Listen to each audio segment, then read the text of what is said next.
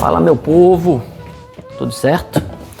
Hoje eu vou contar para vocês uma história que começou em 2009 e que mudou completamente o rumo da minha vida.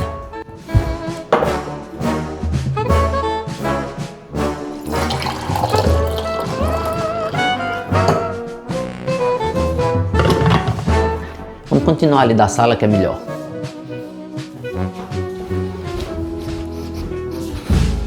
Deixa eu sentar aqui. Bom, vamos começar do começo.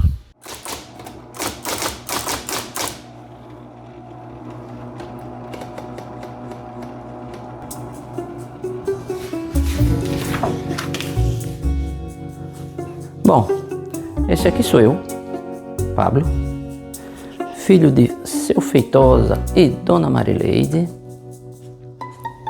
casado com Ana, filha de Dr. Maírton e Dona Neves. E dessa união nasceu Bruna. Sim, eu também pratico atividades desse gênero. Nascemos e fomos criados em João Pessoa, na Paraíba. Cidade linda, muito sol, praia, família e amigos sempre por perto. Mas a insatisfação com o Brasil nos incomodava de alguma forma. Falta de segurança, muita corrupção, um medo que estava sempre presente. A gente viu pessoas sendo assaltadas em frente ao nosso apartamento. Outro dia, 2 caras armados entraram na academia onde a minha esposa trabalhava. Roubaram tudo, ela grávida nessa época. E na hora de fugir, escolheram exatamente o nosso carro. E depois que a nossa filha nasceu, isso em 2007, surgiu uma grande dúvida, né? Será que é realmente aqui que a gente quer ver nossa filha crescer? Eu não acredito em país perfeito, mas em se tratando de segurança, liberdade, eu sabia que a gente podia oferecer alguma coisa melhor para nossa família. E então eu comecei a pesquisar quais locais fora do Brasil a gente poderia viver.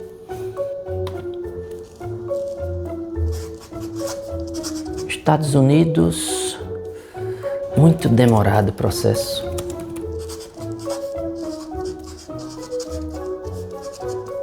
Austrália, acho difícil.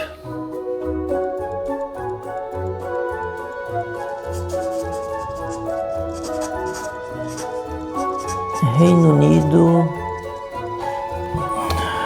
acho eles muito fechados à imigração.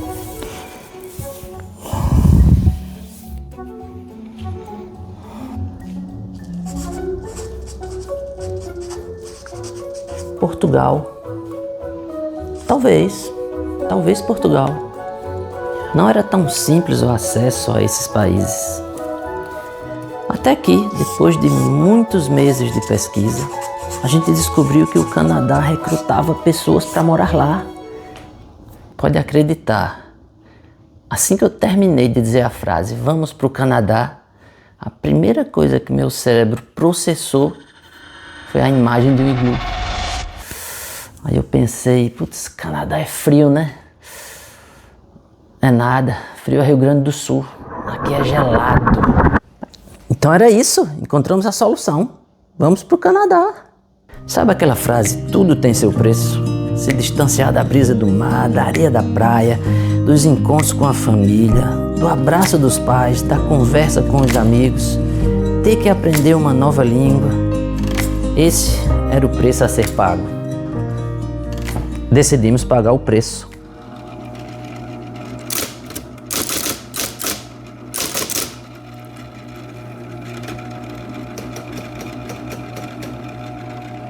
Eu sei que no final de 2009 a gente enviou toda a documentação necessária para o pedido de residência permanente.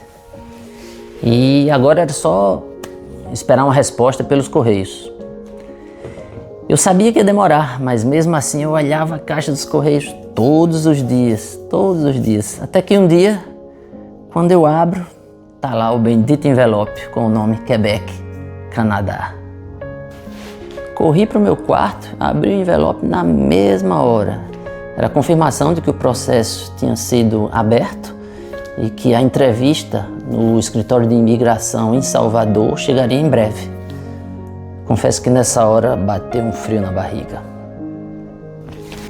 Agora era continuar estudando francês, já que a entrevista seria em francês, e começar a preparar as nossas justificativas para convencer o agente de imigração para que a gente fosse aceito. Bom, depois de alguns meses de muita preparação, eu e a Aninha pegamos um voo até Salvador para fazer a famosa entrevista, né? E a gente chegou um dia antes e decidimos ficar logo no hotel onde seria a entrevista, já para não dar erro. Eu sempre fui uma pessoa muito calma, mas apesar de estar preparado, nesse dia eu estava nervoso, porque uma resposta negativa seria um baque grande para mim. Quando chegou a hora, descobrimos que era uma mulher quem iria nos entrevistar. Eu lembro que a gente estava sentado em um sofá no corredor do hotel. Ela chegou, se apresentou e depois a gente foi para uma sala. E aí começaram as perguntas. Não sei quanto tempo durou, mas parecia não ter fim. Quando eu achava que ela ia terminar, ela recomeçava com outra pergunta, não só para mim, como para Aninha também. E o que eu pensava nessa hora era: acaba logo, danada. Até que uma hora ela se vira e começa a colocar os papéis em uma maquininha de metal pequena, um pouco mais larga do que uma folha de papel. Foi a primeira vez na minha vida que eu vi uma impressora portátil. E eu só soube que era uma impressora porque eu vi a folha branca sair cheia de letras. E então na mesma hora eu pensei: opa, se ela está imprimindo é porque deu certo. Se desse errado ela só ia agradecer e sair. Foi dito e feito. Ela se vira pra gente com os papéis na mão e diz: parabéns, vocês foram aceitos. Era o famoso certificado de seleção do Quebec, um documento tão esperado. Bom, sendo aceito no Quebec, agora era só preencher e enviar os papéis para a parte federal do processo e depois realizar os exames médicos. E então a partir daí era esperar a confirmação da residência permanente. E depois, assim que a gente recebesse a carteira de residente permanente, era só partir.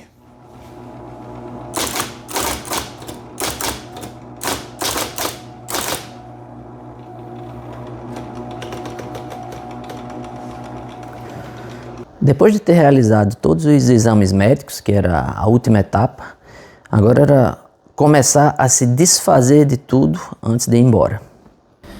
Vendemos tudo: apartamento, carro, móveis, minha moto, violão e até uma panela de pressão usada que eu tinha ganhado da minha mãe. Pegamos todo o dinheiro e lá fomos nós. Eu, Ana, Bruna, 6 malas, uma bicicleta e muitos sonhos.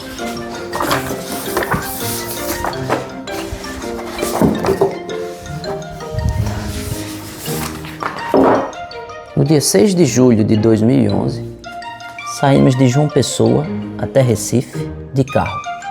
De lá, pegamos um voo até a Flórida, em Miami. Depois de uma breve parada, seguimos até o Canadá.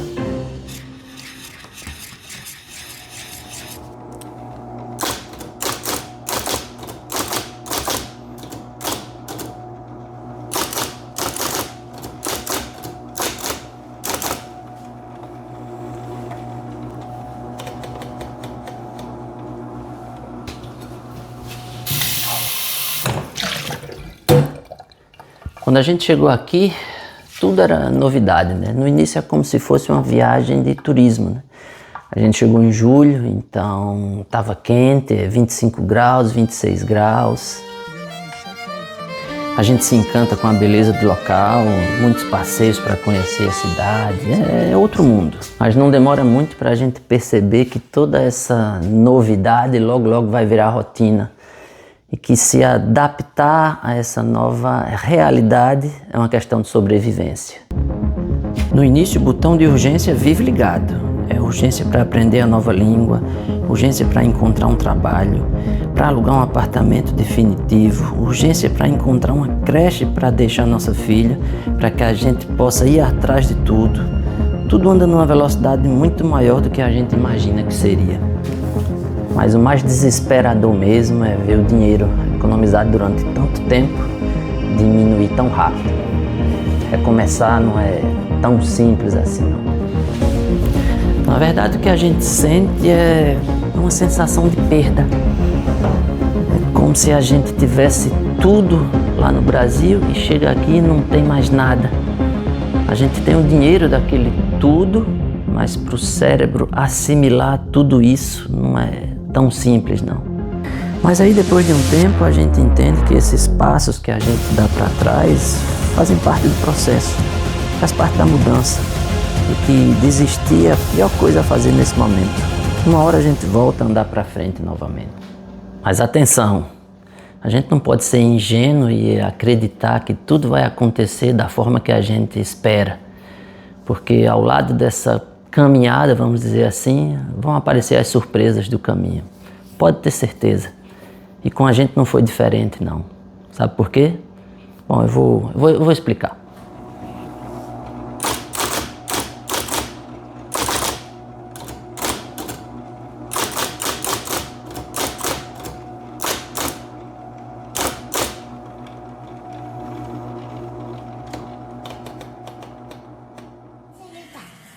Je voudrais avoir un petit singe de jouet qui parle, qui a un petit biberon de banane.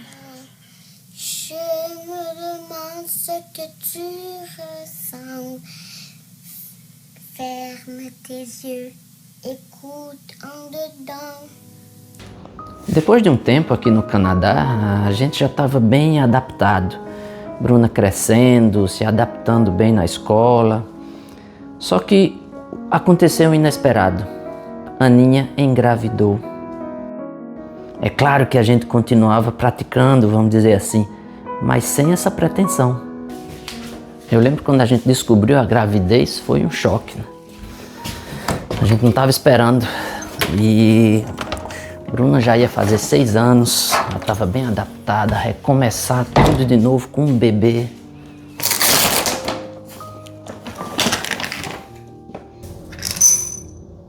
Mas em nenhum momento a gente pensou 2 vezes, não.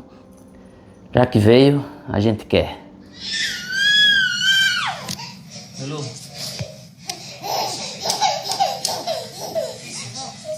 Lulu.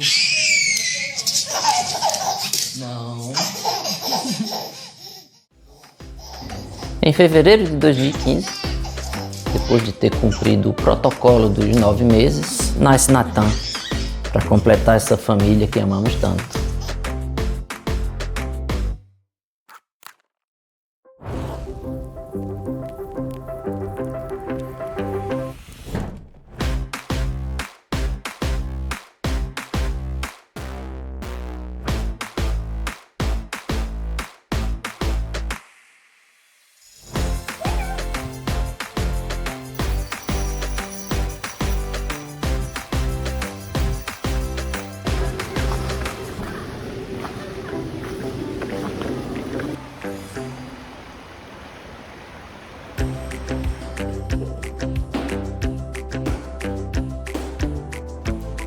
É uma pena eu não ter registrado tudo isso antes, porque já são 15 anos de Canadá e muita coisa aconteceu até agora.